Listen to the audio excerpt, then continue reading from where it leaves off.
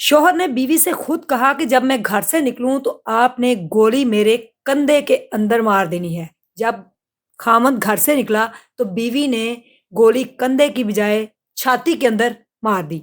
ये इन दोनों ने इस तरह से क्यों एक दूसरे को कहा, और फिर अगर ये सबसे बड़ा क्वेश्चन मार्क है, अगर देखा जाए कि उसने कहा था कि गोली मेरे कंधे के अंदर मारनी है, तो फिर गोली छाती के अंदर क्यों मारी गई, और इस बात की इजाजत ही क्यों दी शौहर ने कि आपने गोली मेरे इस तरह से कंधे में मारी जब मैं घर से निकलूं।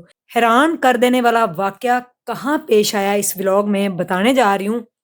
किस किस तरह की लोगों की सोच है कि क्या लोग एक दूसरे के साथ कमिटमेंट करते हैं और फिर वो कमिटमेंट कभी कभी उल्टी भी पड़ जाती।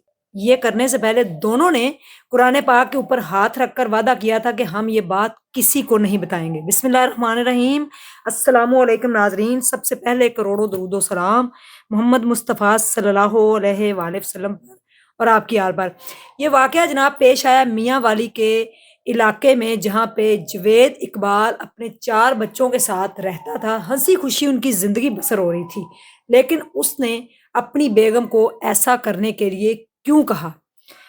वो एक ज़िंदगी अच्छी गुज़ार रहे थे, ससुराल का घर उसी गाँव में था, लेकिन पैदल भी उनके घर आना-जाना था। पैदल ही ससुराल के घर चला जाता था और वापस भी आ जाता था। ऐसा हुआ कि एक रात ये जिस रास्ते से ये जाता था वो बड़ा बाज़ार था, जहाँ से ये गुज़र कर जाते थे। लेकिन उस दिन ये उस बाज़ार की बजाय किसी और सुनसान रास्ते से जो है ससुराल जा रहा था कि अचानक से गोली चलने की आवाज़ आई। रात का टाइम था और उसकी आवाज़ बड़ी तेज़ थी। फ़ौरन से इलाके में पता चल गया कि कहीं पे गोली चली है।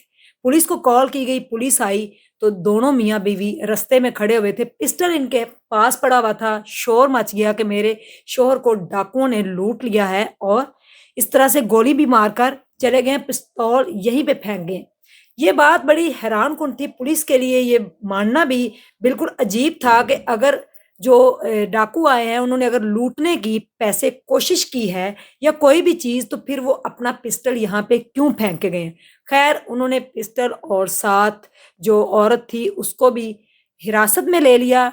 जो जवेद था उसको हॉस्पिटल पहुँचा दिया गया। अस्पताल में वो तकरीबन 4 घंटे बाद दम तोड़ गया, हमेशा-हमेशा इस दुनिया फ़ानी से कूच कर गया। अब तफ्तीश जो है वो स्टार्ट हुई कि कौन थे डाकू और कहाँ से गुज़रे, आपसे क्या-क्या उन्होंने लूटने की कोशिश की, कितने पैसे थे पास। जिस पर खातून ने बता दिया कि ये गोली जो है वो मैंने ही मारी है अपने शौहर को, लेकिन उसने कहा था कि मेरे ठीक कंधे के ऊपर निशाना लगाना है, और मैंने उसकी छाती में गोली किस तरह से मारी मैं आपको बताने जा रही हूँ। मेरे वारिस साहब हैं, उन्होंने जो है मेरे शौहर के पास अमानतन 7 लाख रुपए रखवाए थे, और वो कह रहे थे कि जब ज़रूरत पड़ेगी तो ले लेंगे। जिसमें से उन्होंने कुछ पैसे जो हैं ले लिए थे, बाकी 3.5 लाख रुपए मेरे शौहर के पास ही पड़े हुए थे। थोड़े दिन पहले मेरे वालिद का फ़ोन आया कि मुझे पैसों की ज़रूरत है, अरेंज कर लें, तो मुझे पैसे चाहिए। जिस बात पर शौहर मेरा बड़ा परेशान हुआ, उसने मुझे बताया कि पैसे जो थे वो मैंने इस्तेमाल कर लिए हैं, अब हम कहाँ से देंगे?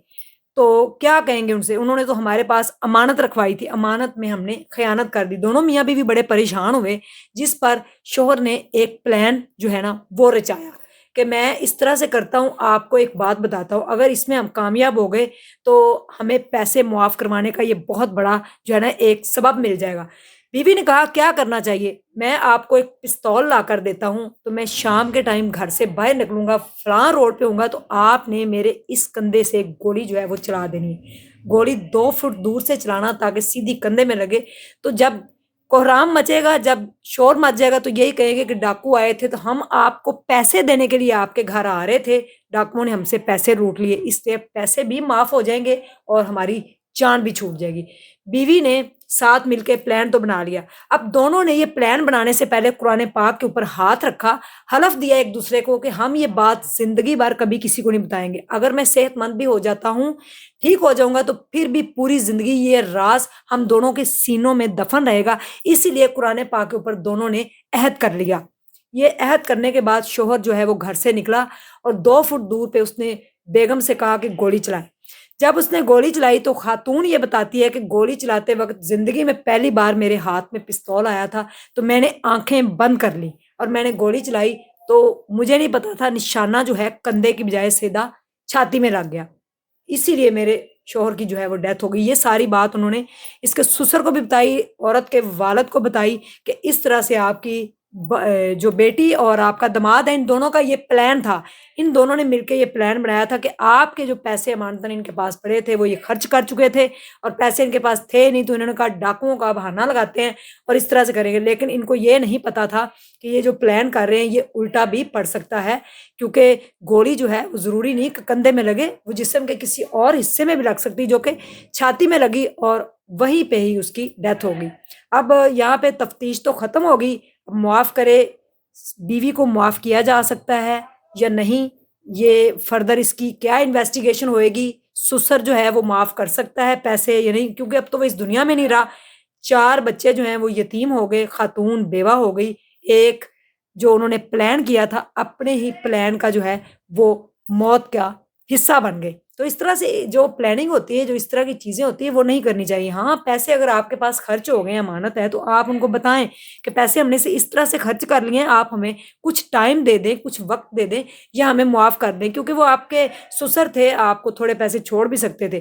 اس طرح سے جو پلان کیا، آج وہ جوید اقبال جو ہے وہ اس دنیا میں نہیں رہا، بچے یتیم رو رہے ہیں، اور بیگم جو ہے اس کو بھی نہیں پتا تھا، ظاہر ہے ایک عورت جو ہاؤس وائف ہے اس کو کیا پتا ہوگا کہ گولی کس طرح سے چلانی۔ تو اس طرح سے اتنے بڑے بڑے وعدے، اور وہ بھی قرآن پاک کے اوپر رکھ کر وعدہ کرنا، یہ غلط بات تھی، کیونکہ قرآن جو ہے وہ پڑھنے کے لیے، اس کے اوپر عمل کرنے کے لیے، زندگی اس کے مطابق گزارنے کے لیے، نہ کہ اس کے اوپر قسمیں کھانے کے لیے، اور اس کے اوپر جو اس طرح سے لوگ عہد کرتے ہیں اس کے لیے۔ کیا کہیں گے آپ اس بارے میں؟ کیا اس کو اس طرح سے کرنا چاہیے تھا؟ جزاک اللہ خیر، السلام علیکم۔